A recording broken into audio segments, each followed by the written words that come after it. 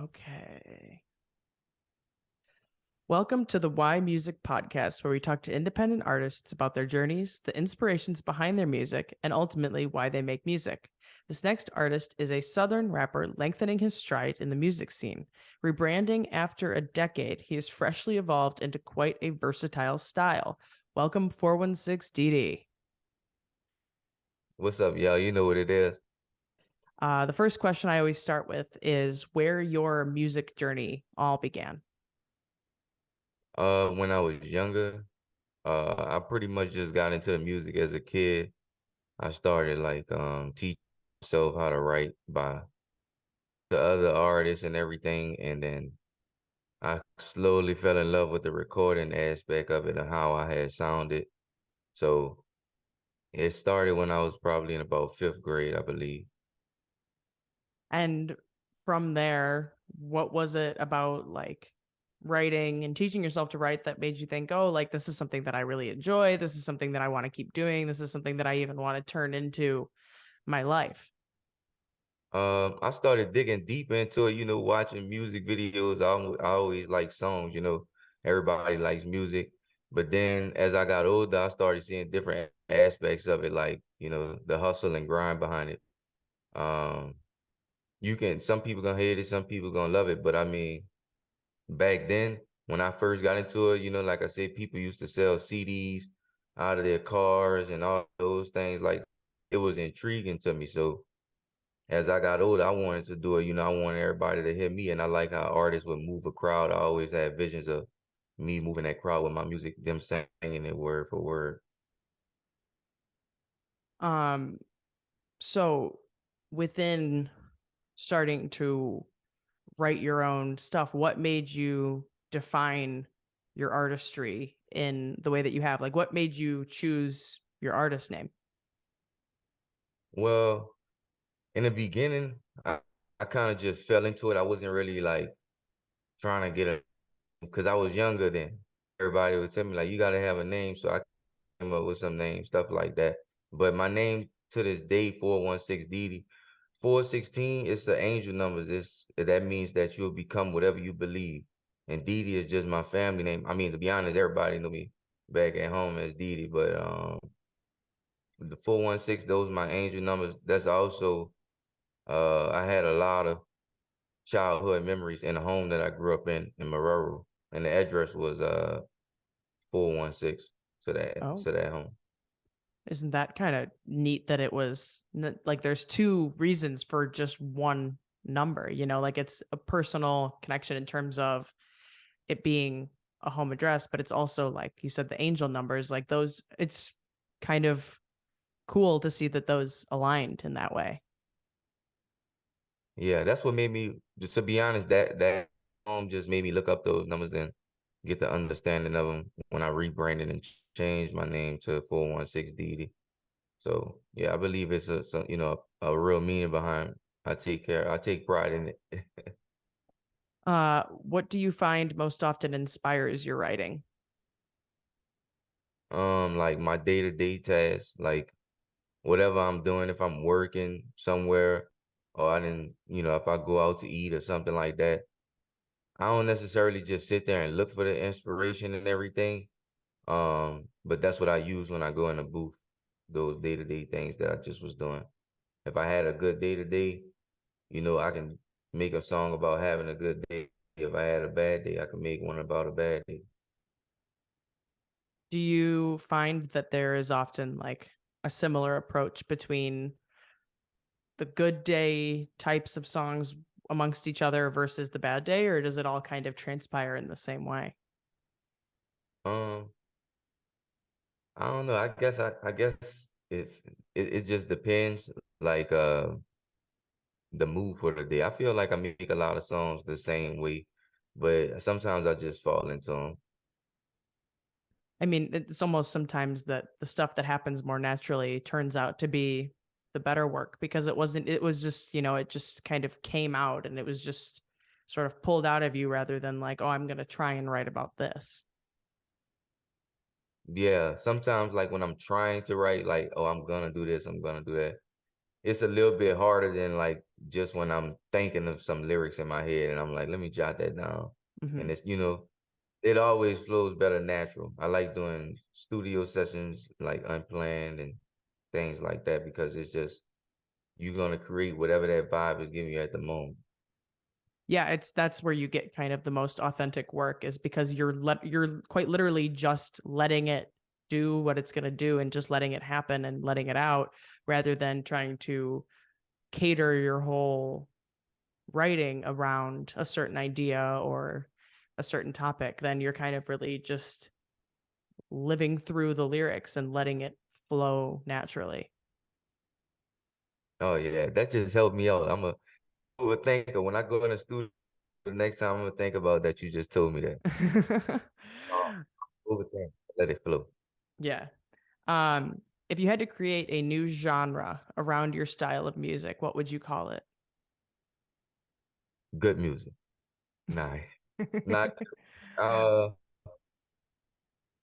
I don't know. Maybe just like I like a soulful hip hop genre, I guess, because I like soul music. I make hip hop, I guess. I don't know. That's a good one. It's a tricky one. It's the one that people are often like, I have zero clue how to come up with an answer for this that's an original, because it's like, we think about our music in the way of, oh, like I make rap or I make country music or I make pop music. And then it's like, maybe there's a subgenre to it, but it's like, that's just, because that's the easiest thing to tell people is this is the type of music that I make. But then to create something out of thin air, like that's not an Yeah, existing genre, it's like, well, what are you trying to have me do here? yeah. You got me with that one. But I was like, I gotta give a response. um is there a song that you've written that you think best embodies who you are as an artist, in terms of if you had just one song to show somebody and make them a fan of yours, what song would you want to show them? Um, that's like asking me my favorite song. Hmm, I got a lot of them. I got a song called "Close." It's an older song I did. I feel like that one it speaks a lot of volume of like who I am as an artist, as far as the realness in me. I don't make up my lifestyle or whatever I'm talking to you about in my music and things of that nature. That's just how I am or what I used to be in the past. So I feel like that one gives a good picture of who I am, so people can understand me. um do you think that from a sonic perspective as well, like how the beat was put together or the song was arranged or anything like that, do you think that is also a glimpse at the rest of your catalog? Do you think that that song sonically depicts kind of the big picture? Not necessarily. That's just one of my personal favorites. Not necessarily, but the song it just has like a little more of a deeper attachment to me because I wrote it in a time where I was trying to find myself as an artist. So to me, I feel like it depicts me, but I wouldn't say it's I wouldn't say it's like the song that is like the number one of them all. It's just my personal favorite. Mm. Is there one that you think best encaptures your sound as an artist, rather just than like your artistry, or is your personal favorite? Like there's one that it's like, okay, if you like this song, you'll like the rest of the catalog just kind of based on how it sounds. Gift of Gab. Pushing the price, ain't selling what you like. Rolling the dice, you know that's every night. 1 for 23 for the 50, got every portion right. 1 for 23 for the turning the Farrakhan giant when I'm trapping. Can't wait on them to pass it, come and take it off the basket. Just signed a media deal, I'm doing damage. They don't understand it in English, let's do the Spanish. Out of ventanas, muy buena, yo take off like Quavo. I take off loose kinda, nigga, hasta mañana. I just sold another 100, that's a 3-piece Blanca. They know I'm a problem, understood, explain that I got it. Drop top with the wifey, let it down cause I fought it. They copy the object, work I'm putting in for the private. Private probably posting pictures, posse, get niggas polished. Pursue passion with a purpose, pop for I let them pop me. Riding in the rental, every instrumental getting done up like a chicken tender, ain't no meal I'm missing.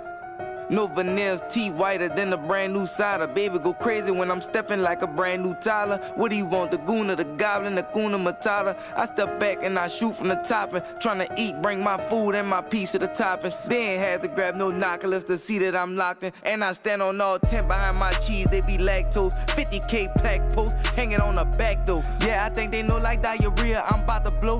I don't think it's comical, ain't got no time to joke. Places that I gotta go, but I could wait a profit though. Grade 800s, I got money on the honor roll. I was running out of options, couldn't run and tell nobody.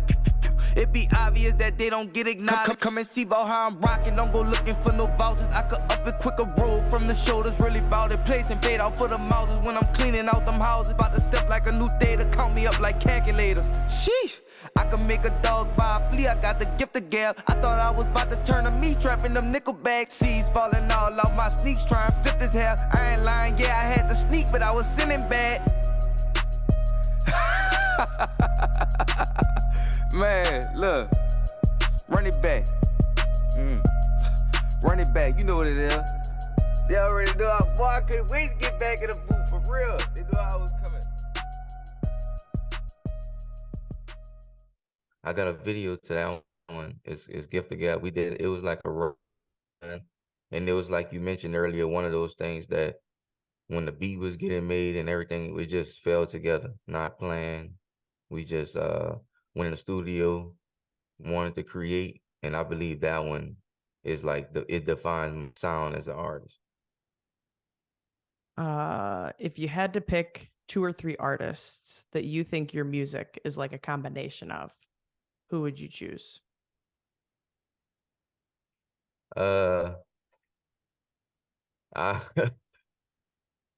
gonna say for number one, like Mo3. That's because I like Mo3 a lot. Like, and I'm not saying it in a sound, just more so like, you know, the passion and the lyrics behind it on certain things. But I like Mo3. I like Payroll Giovanni, and I like Larry June. I don't necessarily sound like them, but you get what I'm saying.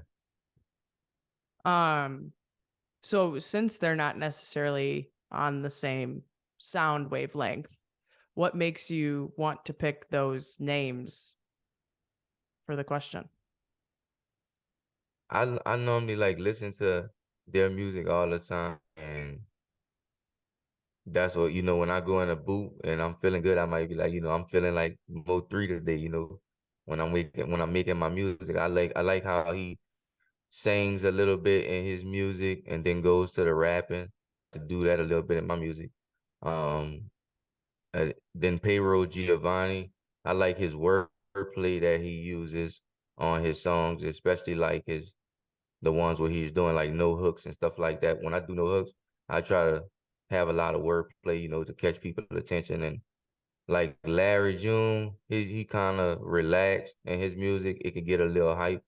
And that's what I feel like mine is. I'm not doing like too hype music, but it's some chill, cool music.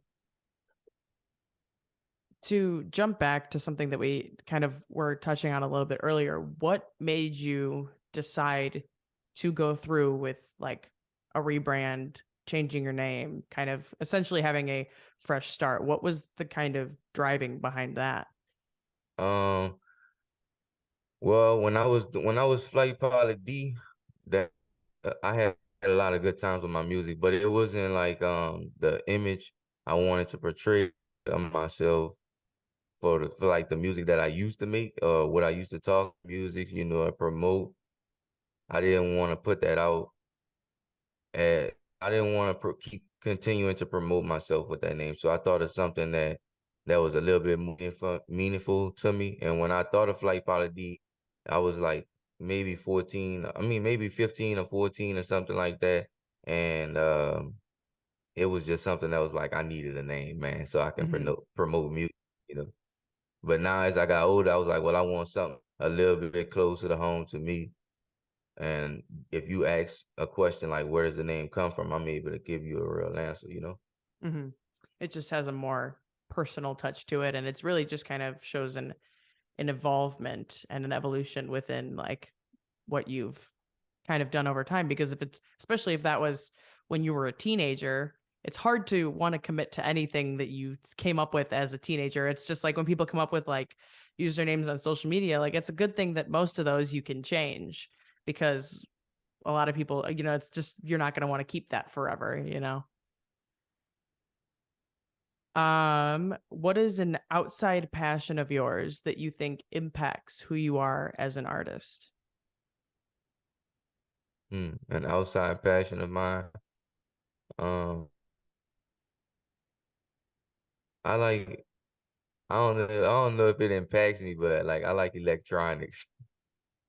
I won't say it. I guess that helps me to continue to want to invest into my artistry. Like I like trying new things with my music, buying new electronics with it. Of course, it costs. But I play with a lot of electronics outside of the music. That's something I enjoy. It sounds crazy. Um, I mean, experimentation and trying new things that's how you ultimately evolve, and how you ultimately not only grow as an artist, but grow into your own sound and stuff like that. So it does feed in to some degree for sure. Yeah, definitely. What is the ideal listening scenario for someone to consume your music in? Um, More, I think like of course riding in a car, maybe a chill setting, or maybe just sitting inside. If they're sitting inside, you got a group of friends over, stuff like that. I believe it's those type of vibes, not more so like, tell the roof off vibe. Um, I mean, I feel like everything given the right scenario is good in the car, in terms of like, you can put on any music in the car. It just depends on how you're feeling that day and what it looks like outside. So what kind of car setting would you put your stuff under? Definitely like nighttime, you know.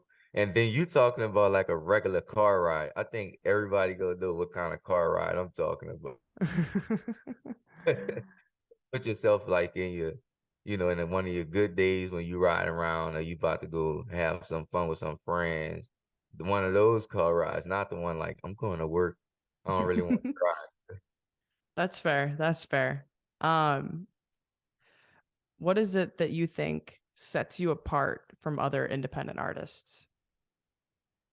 From other artists, I believe I have a unique voice. I really like my voice. I like different sounds I can make with it, different things that I do with it, and I believe that sets me apart. Not everybody's gonna give you the typical answer, like the work, or they putting in the work and all that. But I mean, everybody's working, man. I don't knock it from nobody. However you get it, you get it. But I think like uniqueness is the sound. So I love my voice. Um, do you think there's like, what is it particularly that you think makes your voice stand out, essentially? I got like a raspy tone. I feel like I like the raspiness in it. Sometimes I make like high pitched noises. I like those. Or if I get to make like some type of melodies on a song, I believe it's, I think it sounds like real good, beautiful. Um, what impact do you want to have with your music and with your artistry? I want some people to learn something from me, and I want to impact them in some way. And I want it to be for a long time. I believe that I can make music that has the longevity to help teach people and get people through things for a long time. No, for sure. I mean, I've talked about this before on here, and it's always like, it's almost like the things that creating music does for us as individuals translates into how we want it to impact those that listen to it. Like, like, oh, writing music has helped me overcome XYZ, and I want that same sort of feeling to happen for the people that consume it. And so it's like, if this is that kind of outlet. You want people that consume it to have that same kind of outlet through your music. Yeah, definitely. I want to impact them, in some type of way. Because some artists has impacted me, like I've had tough times where I listen to a certain song and it gets me through that situation. I think that actually brings us to the last question, which is why music? Because it provides for me, like it's a stress reliever. It provides an outlet. Depending on how you look at it, it's like it's a big, like a game to me. Like I have fun with it, learning about it, and to be all aspects, the history, everything like that. I love seeing what people have done in the past and how far the recordings have came and things like that. So I'm hoping one day, I could be a part of that history. Like I love music. Yeah, I mean, and one of the great things about music is that it never really gets old, in terms of like somebody could find your music 20 years from now and fuck with it, and really Yeah. like that's what's really cool about it, is like there's songs from years and years ago that you see pop back up every once in a while, and it's like it just hasn't changed. And there'll continue to be new music time after time, and it's really cool to see just how all of that develops over time, and to be a part of it in a creative way is just awesome.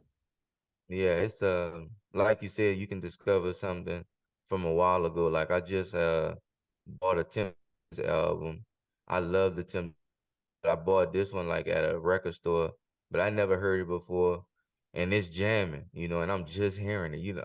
I'm talking about this. This real old, but it's jamming to me though.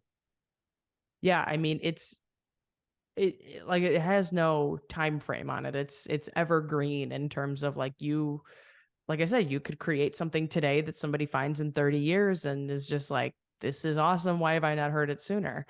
And it's crazy, because it's like we take inspiration from all different things, and it's like, oh, if you connect to something that was made 30 years ago, it's like it just kind of attests to the fact that we're all kind of living the same sorts of journeys, just in a lot of different ways, and going through a lot of the same things just in different ways. Yeah, most definitely. That's true. Plenty of songs like I wish I would have heard this back then. I mean, I didn't hear this, but Yeah. the music stays for a long time. I'm hoping I could be a part of that for some people. Yeah, no, I mean, it's to want to have that impact ultimately also just kind of feeds into what, like whether you're thinking about it consciously or not, but to really just at any point have that desire to impact the lives of those around you, it ultimately is like, it feeds into what you're doing, because you're doing it with a purpose that's even just bigger than yourself.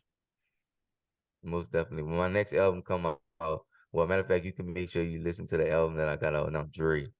Make sure you listen to my album. I know I want you to be, I want to be on that list that impacts you and everything. So make sure you. For sure. I think that actually brings us to the end of this episode of the Why Music podcast. Check back again next week for another conversation with another independent artist. Thanks for listening.